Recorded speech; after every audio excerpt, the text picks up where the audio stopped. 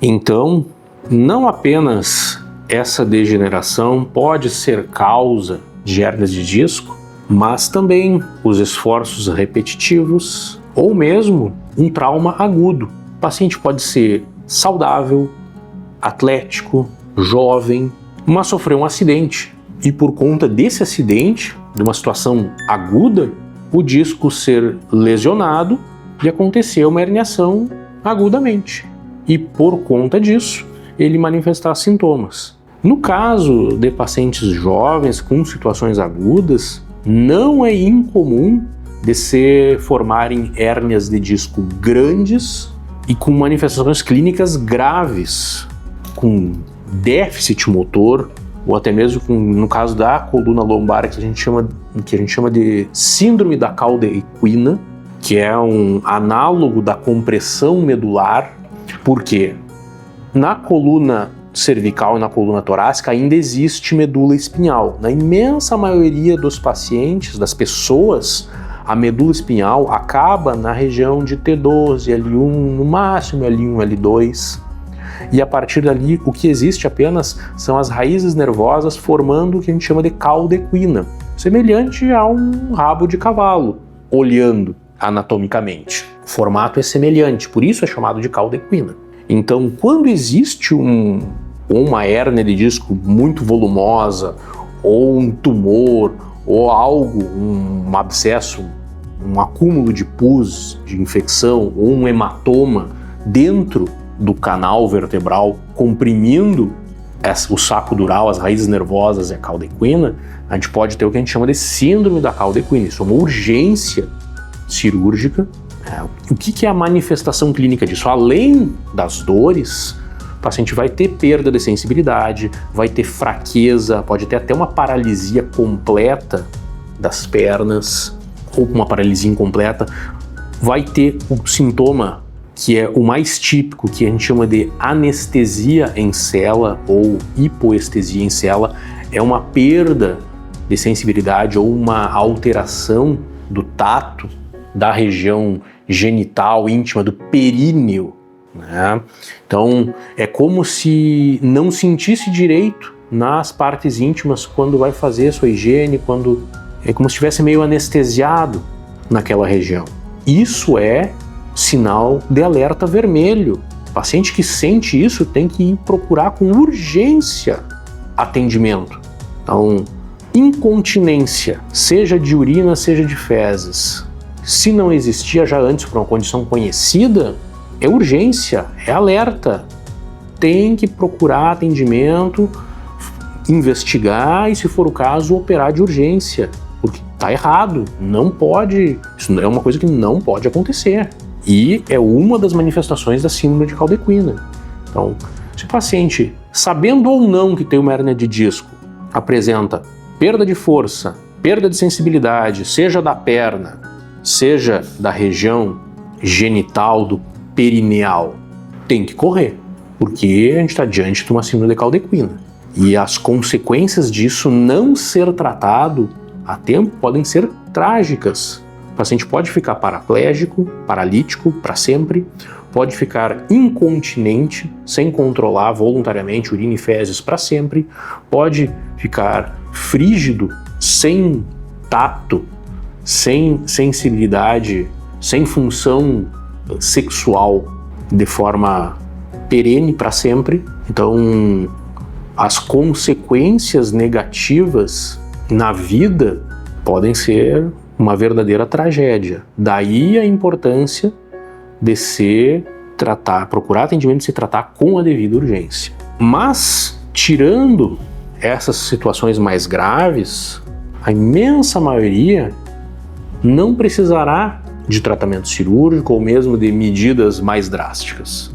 Até porque a maior parte das hérnias de disco não está causando nenhum sintoma e os seus portadores nem sabem que tem elas. Então, nesse caso, a gente não faz nada de intervenção, de tratamento. Agora, mesmo que não saiba da sua existência, essa pessoa já deveria estar cuidando da sua coluna. Cuidando como?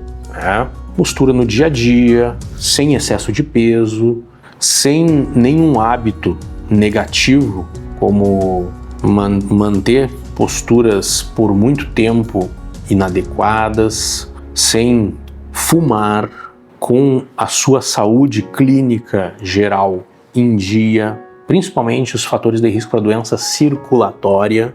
Então, são coisas que vão ajudar a mantermos a coluna mais saudável. Se mesmo assim, com o passar dos anos, aparecerem e vão aparecer as alterações degenerativas e com isso surgir alguma herniação e ela provocar sintomas, o sintoma mais simples, mais leve é a dor lombar axial, que pode ser tratado com medicação, com repouso relativo, se abster apenas das atividades mais intensas, daquelas que causam ou pioram diretamente essa dor, ou uma dor irradiada que corre para a perna, para a coxa, para a perna. Se isso não for suficiente, associar algum tipo de analgésico. No caso de o repouso relativo e os analgésicos não serem capazes de controlar os sintomas, pode-se associar fisioterapia. Existem manobras dentro da fisioterapia que são benéficas nesse tipo de situação, mas a imensa maioria, aproximadamente 80% a 85% dos pacientes, vai melhorar com isso e não vai precisar de nenhum tipo de intervenção. Agora, se passam várias semanas, mesmo com tudo isso, e segue tendo dor, especialmente dor irradiada, no caso da coluna lombar para a perna, é o caso de pensar em algum tipo de intervenção. Embora paliativa, embora uma coisa temporária, uma infiltração na coluna, um bloqueio, é uma coisa que pode ser tentada e para alguns casos, especialmente naqueles onde a cirurgia poderia ser mais delicada, às vezes o paciente de uma idade muito avançada que não tem uma saúde clínica tão boa, pode ser uma opção, ou o paciente não pode se submeter à cirurgia naquele momento, pode ser uma opção para aliviar a dor, ou mesmo ele vai se submeter à cirurgia, mas está com tanta dor que não aguenta esperar até o dia da cirurgia. Então, pode-se optar por fazer uma infiltração, um bloqueio na coluna, para amenizar o sintoma dele até que chegue a data da sua cirurgia. E em casos onde nem isso é suficiente, aí sim, partir para o tratamento cirúrgico. E a cirurgia para hérnia de disco é uma das coisas que mais evoluiu, mais se desenvolveu ao longo das últimas décadas na medicina. Coisa que há um tempo atrás se fazia um corte grande na coluna, uma exposição maior, descolava a musculatura toda, aqui uma cirurgia maior, mais dolorosa, com mais chance de complicações de infecção, de sangramento, onde o paciente tinha que ficar internado alguns dias no hospital.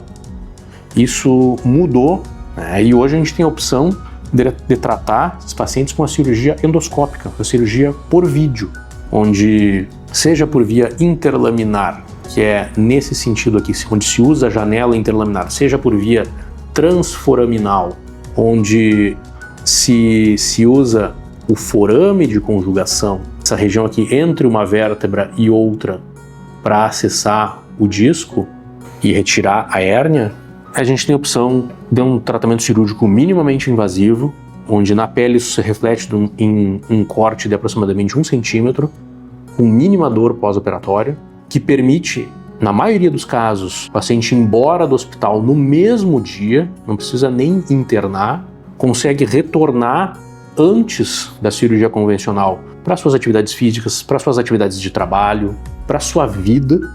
E, por exemplo, em casos onde, por exemplo, a gente tem uma compressão foraminal, onde na cirurgia convencional a gente precisaria destruir a articulação para descomprimir o nervo, e em destruindo a articulação, obrigatoriamente fixar, colocar parafusos, fixar esse segmento, isso teria a consequência negativa de sobrecarregar os discos imediatamente acima e imediatamente abaixo do nível que foi operado.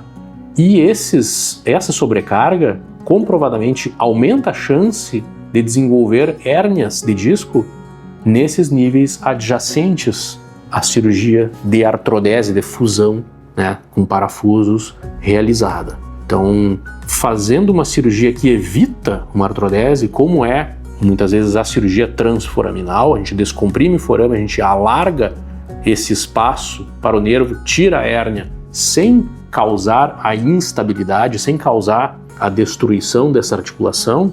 A gente não apenas está fazendo uma cirurgia que resolve, mas está evitando uma segunda cirurgia no futuro. Porque se tem que reoperar, faz uma artrodese, dali a alguns anos tem que operar mais um nível, abre tudo de novo, coloca mais parafusos e isso pode virar uma reação em cadeia. De tempos em tempos, gera mais uma hérnia, tem que fazer mais uma cirurgia e isso pode tomar proporções catastróficas. Ao passo que se a gente não provoca essa cascata de eventos, a gente resolve o problema preservando os ligamentos e as cápsulas articulares na região aqui da linha média para a mediana, a gente está trazendo um benefício muito grande para a vida do paciente, entre outros. Então, esse é o recado que a gente queria deixar em relação à hérnia de disco. Se você gostou do nosso vídeo, deixe aí o seu like, compartilhe com os seus amigos, com os seus contatos, com todos aqueles que você acredita que esse conteúdo pode acrescentar, contribuir na vida deles. Obrigado e até a próxima.